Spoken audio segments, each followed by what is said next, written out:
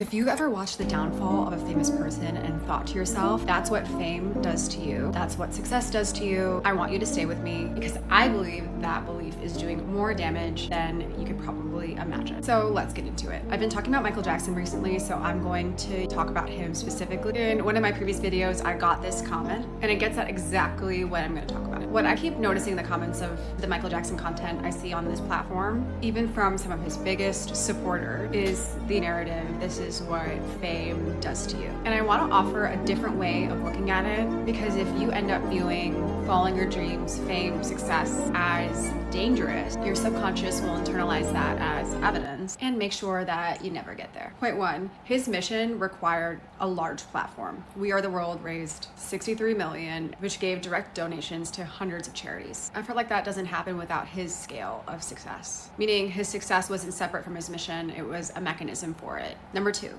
he chose visibility and fame deliberately. He could have stayed in the Jackson 5 and done pretty well for himself. He knew he wanted to go down his own path. He pursued visibility intentionally as a vehicle for something larger than himself. It's fundamentally a different relationship than fame and success just happening to him and destroying him. Three, what I believe he faced wasn't just a natural consequence of success. It was a specific response to the kind of power that he held during that specific moment in history. His catalog ownership, his racial profiling, his lack of friends. That's actually like a whole other video that I could get into. Number four, when you actually look at what happened step by step, a physical injury from the Pepsi commercial in 1984 that was medically mismanaged and then medically mismanaged thereafter by several physicians. Medical malpractice fueling a drug addiction. His finances were deliberately destabilized after years of legal targeting. A doctor who was later convicted of involuntary and a final tour where AEG was pushing him to do 50 shows when he originally thought there'd be 10 shows, and when he was in no place to perform in that way. None of those leads to success alone being the cause. I actually believe those are like specific